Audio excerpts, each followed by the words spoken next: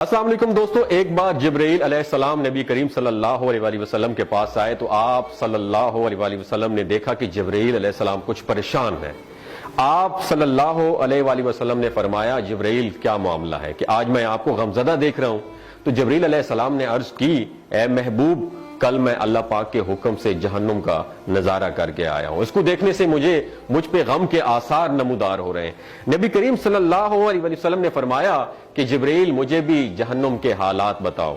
جبرائیل نے عرض کی جہنم کے کل 7 درجے ہیں اور ان میں سے جو سب سے نیچے والا درجہ ہے اللہ ان میں منافقوں کو رکھے گا، اس سے اوپر والے 6 درجے میں اللہ تعالیٰ مشرک لوگوں کو ڈالیں گے، اس سے اوپر 5ویں درجے میں اللہ سورج اور چاند کی پرستش کرنے والوں کو، عبادت کرنے والوں کو ڈالیں گے، 4تھے درجے میں اللہ پاک آتش پرست لوگوں کو ڈالیں گے، اور 3رے درجے میں اللہ پاک یہود کو ڈالیں گے، 2 درجے میں اللہ تعالیٰ عیسائیوں کو ڈالیں گے۔ یہ کہہ کر جبرائیل علیہ السلام خاموش ہو گئے تو نبی کریم صلی اللہ علیہ وآلہ وسلم نے پوچھا جبرائیل آپ خاموش کیوں ہو گئے؟ مجھے بتاؤ کہ پہلے درجے میں کون ہوگا؟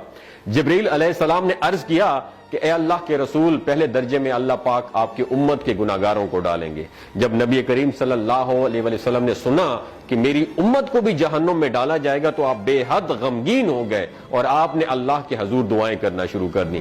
3 دن ایسے گزرے کہ اللہ کے محبوب مسجد میں نماز پڑھنے کے لیے تشریف لاتے، نماز پڑھ کر حجرے میں تشریف لے جاتے اور دروازہ بند کر کے اللہ کے حضور رو رو کر دعائیں فرماتے۔ صحابہ حیران تھے کہ نبی کریم صلی اللہ علیہ وآلہ وسلم پر یہ کیفیت کیسے طاری ہوئی ہے، مسجد سے حجرے جاتے ہیں، گھر بھی تشریف لے کر نہیں جا رہے۔ جب 3را دن ہوا تو سیدنا ابو بکر صدیق رضی اللہ تعالیٰ عنہ سے رہا نہیں گیا، وہ دروازے پر آئے اور دستک دی اور سلام کیا، لیکن سلام کا جواب نہیں آیا۔ آپ روتے ہوئے سیدنا عمر رضی اللہ تعالیٰ عنہ کے پاس آئے اور فرمایا کہ میں نے سلام کیا لیکن سلام کا جواب نہیں پایا، لہٰذا آپ جائیں، ہو سکتا ہے آپ کو سلام کا جواب مل جائے۔ آپ گئے تو آپ نے 3 مرتبہ سلام کیا لیکن سلام کا جواب نہ آیا۔ حضرت عمر رضی اللہ تعالیٰ عنہ نے سلمان فارسی کو بھیجا لیکن پھر بھی سلام کا جواب نہیں آیا۔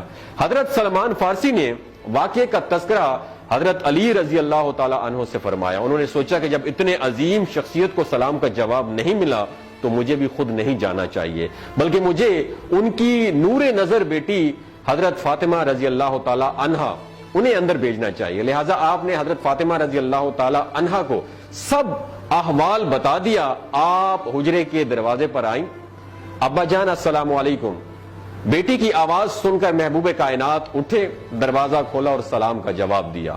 ابا جان یہ آپ پر کیا کیفیت ہے کہ 3 دن سے آپ یہاں پہ تشریف فرما ہے؟ نبی کریم صلی اللہ علیہ وآلہ وسلم نے فرمایا کہ جبرائیل نے مجھے آگاہ کیا ہے کہ میری امت بھی جہنم میں جائے گی۔ فاطمہ بیٹی، مجھے اپنی امت کے گناہگاروں کا غم کھائے جا رہا ہے اور میں اپنے مالک سے دعائیں کر رہا ہوں کہ اللہ ان کو معاف کر دے اور جہنم سے بری کر دے۔ اور یہ کہہ کر پھر آپ سجدے میں چلے گئے، رونا شروع کر دیا، یا اللہ میری امت کے گناہگاروں پر رحم کر، ان کو جہنم سے آزاد کر کے اتنے میں حکم آ گیا وَلَسَوْفَ يُعْطِيكَ رَبُّكَ فَتَرْضَىٰ، اے میرے محبوب غم نہ کر، میں تم کو اتنا عطا کروں گا کہ آپ راضی ہو جائیں گے۔ آپ خوشی سے کھل اٹھے اور فرمایا کہ لوگوں، اللہ نے مجھ سے وعدہ کر لیا ہے کہ روز قیامت مجھے میری امت کے معاملے میں خوب راضی کرے گا، اور میں اس وقت تک راضی نہیں ہوں گا جب تک میرا آخری امتی بھی جنت میں نہ چلا جائے۔ بولتے ہوئے آنکھوں سے آنسو آنا شروع ہو جاتے ہیں بندے کے، جب بندہ سوچتا ہے کہ ہمارا نبی صلی اللہ علیہ وسلم اتنا شفیق اور غم محسوس کرنے والا ہے اور بدلے میں ہم نے ان کو کیا دیا۔ آپ کا 1 سیکنڈ اس ویڈیو کو دوسرے لوگوں تک پہنچانے کا سورس ہے۔ میری آپ سے عاجزانہ اپیل ہے کہ لا حاصل اور بے مقصد پوسٹیں ہم شیئر کرتے رہتے ہیں، لیکن آج اپنے نبی کی رحمت کا یہ پہلو کہیں ہم سے مس نہ ہو جائے۔ ایک شیئر کر کے اپنا حصہ ضرور ڈالیے گا، کیا پتا کون گناہگار پڑھ کر راہ راست پہ آ جائے اور دوسروں کو تھوڑی سی ہدایت مل جائے۔ کہنے کا مقصد یہ ہے کہ ایک نبی ہمارے لیے اتنا غم خوار ہے اور ہم یہاں بیٹھ کے اس کی امت کے اوپر اتنے مظالم ڈھائے جا رہے ہیں، ہمارے فلسطینی بھائیوں پہ اتنا ظلم کیا جا رہا ہے، لیکن ہم ٹس سے مس نہیں ہو جا رہے۔ آج ہمارے پاس اگر تلواریں ہوتی تو ہم تو بالکل سوچنا ہی ختم کر دیتے، لیکن آج ہمارے پاس میزائل ہیں، آج ہمارے پاس ایٹم بم ہے، لیکن پھر بھی ہم بے حس بنے ہوئے ہیں۔